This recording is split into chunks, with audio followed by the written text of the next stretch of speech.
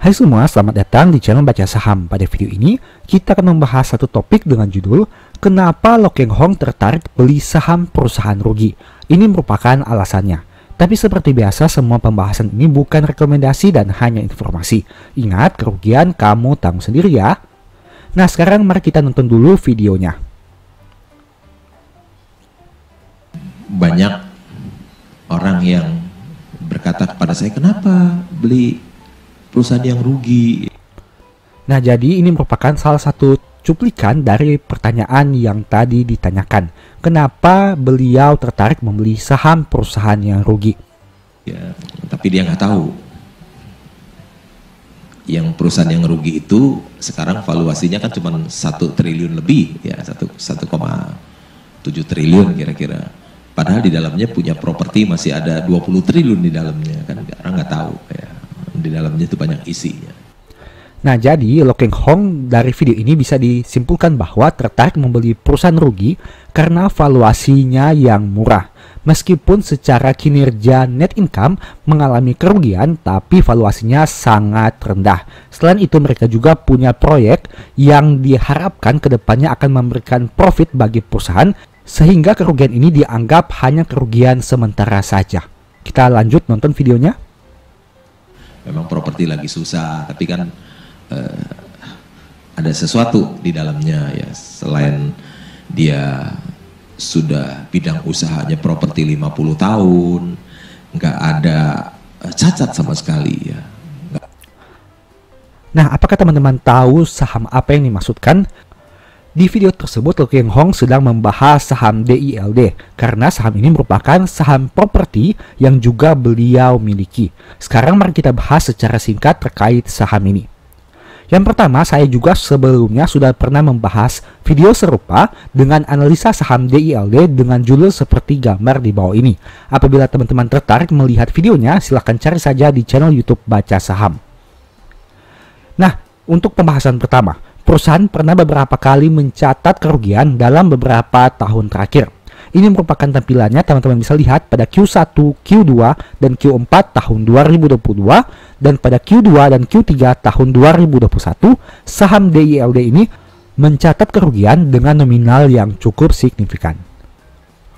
Kedua, secara valuasi saham DILD masih dihargai dengan angka yang rendah. Seperti yang dikatakan oleh Bapak Lo Keng Hong, valuasinya bisa dikatakan masih rendah. Apalagi jika kita bandingkan dengan historical PBV-nya di tahun 2019 dan 2020, PBV-nya di atas 0,7 kali, tapi kini hanya 0,41 kali saja. Bahkan pada tahun 2022 sempat di bawah 0,30 kali. Ini merupakan salah satu hal yang menarik bagi Bapak Lo Keng Hong. Ketiga, Lo Keng Hong tercatat punya kepemilikan sekitar 6,6%. Berdasarkan data di bawah ini, teman-teman bisa lihat bahwa kepemilikan saham Lo Keng Hong atas perusahaan adalah sekitar 6,62%. Kepemilikan dengan nominal yang sangat signifikan. Yang keempat, inilah beberapa proyek yang dimiliki oleh perusahaan. Jika teman-teman menonton video itu lebih panjang, maka Lo Keng Hong di sana menyebutkan bahwa perusahaan ini punya proyek di South Quarter yang merupakan salah satu proyek yang mereka miliki di wilayah Jakarta dan sekitarnya juga. Ada juga beberapa proyek yang lain yang bisa teman-teman lihat pada tampilan berikut ini. Secara garis besar, perusahaan ini memiliki dua pendapatan, yaitu pendapatan pengembang dan pendapatan berulang. Untuk detailnya, teman-teman bisa lihat di sini bahwa ada 4 segmen, yaitu mixed use, kawasan perumahan, kawasan industri, dan properti investasi. Topik kelima, harga sahamnya sudah turun hingga 50% dalam beberapa tahun terakhir.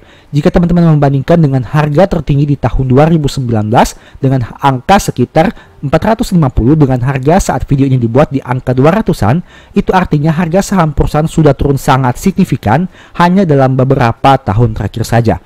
Bahkan dulu sempat menyentuh angka 100-an rupiah di tahun 2022.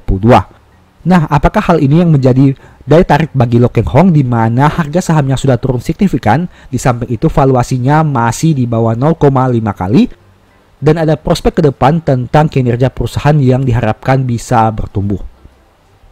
Apakah kamu sepakat dengan Lo Keng Hong atau adakah pendapat lainnya? tulis di kolom komentar ya. Tapi bagi saya pribadi, saya kurang tertarik dengan saham ini dengan berbagai pertimbangan yang tadi sudah kita bahas. Meskipun valuasinya rendah, tapi DILD ini tidak rutin membagi dividen. Itu merupakan salah satu poin minus terbesar bagi saya. Selain itu, kinerjanya yang cukup fluktuatif dapat menyebabkan harga sahamnya juga cukup fluktuatif. Tapi kembali lagi kepada persepsi kamu masing-masing. Semua kembali tergantung kepada keyakinan kamu, apakah tertarik dengan saham ini atau tidak.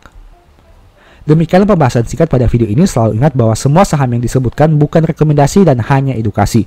Segala risiko kerugian menjadi tanggung jawab kamu sendiri. Nah, sebagai informasi, channel YouTube Baca Saham sekarang ada dua. Yang pertama, Baca Saham yang fokus kepada pembahasan review saham, dan Baca Saham dari Nol yang fokus kepada pembahasan edukasi saham. Berikut ini beberapa list ebook Baca Saham. Pertama, Stock for Living. Yang kedua, Strategi Nabung Saham. Ketiga, The Stock Market. Dan yang keempat, Cara Cepat Analisa Laporan Keuangan. Apabila tertarik, chat saja pada nomor WA yang ada. Sekian video ini, semoga bermanfaat. Thank you.